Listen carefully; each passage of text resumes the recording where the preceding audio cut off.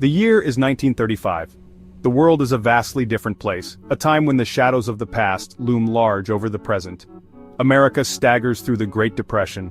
The nation is gripped by economic despair, with breadlines and soup kitchens becoming a common sight in cities across the country. In Cleveland, Ohio, a sinister secret festers beneath the city's struggle for survival. The skyline, often shrouded in dark, stormy clouds, mirrors the grim reality faced by its residents. A terror unseen in the annals of American crime is about to unfold. Dark alleyways and foggy streets become the stage for a series of gruesome events that will haunt the city for decades. It will leave an indelible scar on the city and its people.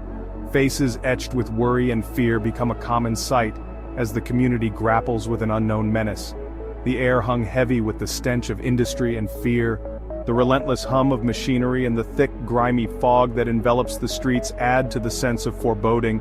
The city, known for its steel mills and bustling port, was about to become synonymous with something far more sinister.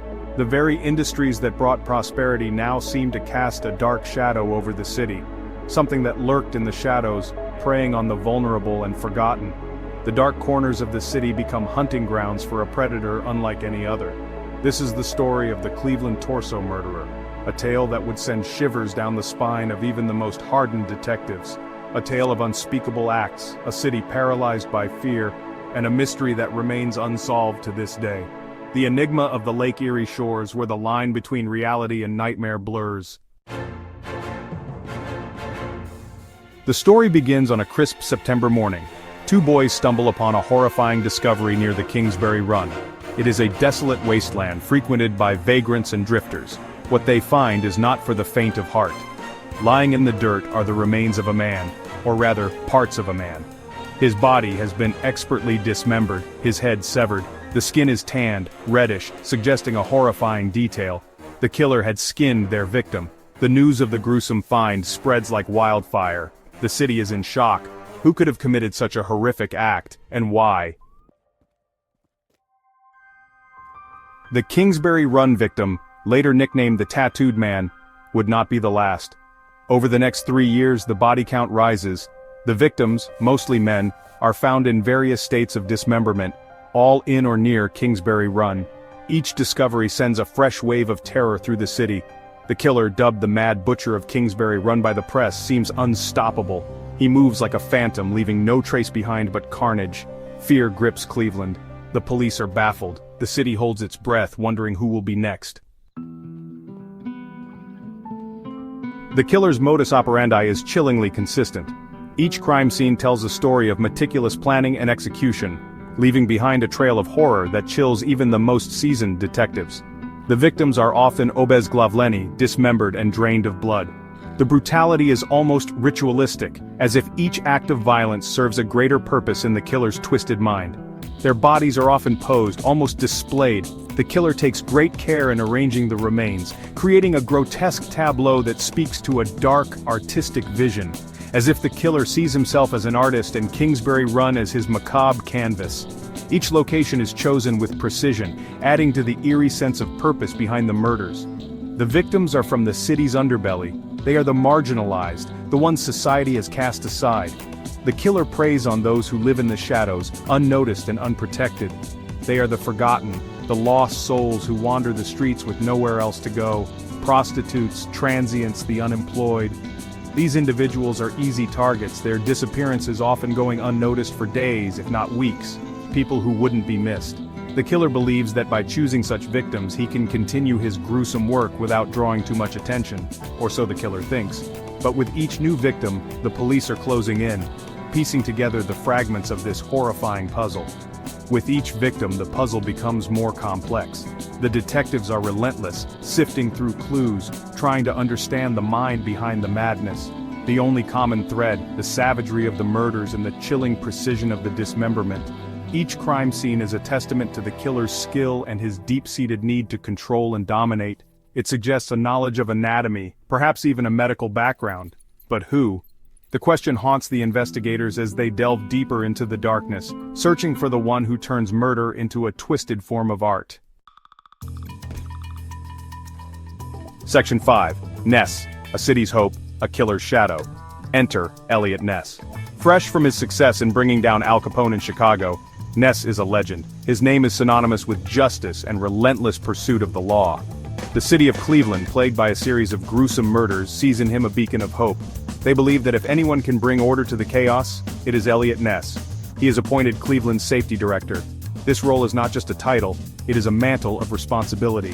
Ness is determined to live up to the expectations placed upon him.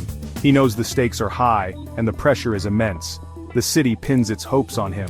The citizens, weary from the constant fear and uncertainty, look to Ness as their savior. They gather in public squares whispering his name, hoping that his presence will bring an end to the terror that has gripped their lives. He is their savior, the man who will stop the carnage. The community rallies behind him, offering their support and cooperation. They believe in his ability to restore peace and safety to their streets. Ness throws himself into the investigation. He raids shantytowns, rounds up suspects, and tries to impose order on the chaos. His methods are thorough and relentless. He leaves no stone unturned, determined to find the killer and bring them to justice, and tries to impose order on the chaos. The streets, once filled with fear, now see a glimmer of hope as Ness and his team work tirelessly. But the task is monumental, and the challenges are many. But the killer eludes him. The murders continue. Each new crime scene is a stark reminder of the elusive nature of the killer. The shadow of fear looms large over the city, and Ness feels the weight of every unsolved case. Ness's tactics, though well-intentioned, sometimes backfire. The community, initially supportive, begins to show signs of frustration. The raids, while necessary, create tension and unrest among the citizens. His raid on the shantytowns, while meant to root out the killer, displace and disenfranchise an already vulnerable population. The sight of families being uprooted and homes being dismantled adds to the growing discontent. The city watches, its hope dwindling with each passing day. The initial optimism fades, replaced by a sense of despair. The people of Cleveland, once hopeful, now grapple with the harsh reality that the killer remains at large, and their savior, Eliot Ness, is struggling to bring an end to the nightmare. Section 6. Whispers in the wind. Theories and speculations. Theories abound. Some whisper that the killer is a surgeon, others a butcher. Some believe it to be the work of a satanic cult, performing ritualistic sacrifices. The lack of evidence only fuels these speculations. One suspect emerges from the fog of fear, Dr. Francis E. Sweeney. A former army surgeon, Sweeney had a history of mental instability. He even confessed to the murders while institutionalized. But his confession was riddled with inconsistencies. Despite Sweeney seeming like a strong suspect, Ness could never gather enough evidence to charge him. The mystery continues. Section 7. The Lady of the Lake, A Glimmer in the Darkness. In 1938, a new piece of the puzzle emerges. The body of an unidentified female is discovered. Her case is different. Unlike the others, her body shows signs of torture. This victim, dubbed the Lady of the Lake, suggests a possible escalation in the killer's methods, or perhaps a copycat trying to emulate the torso murderer's gruesome work.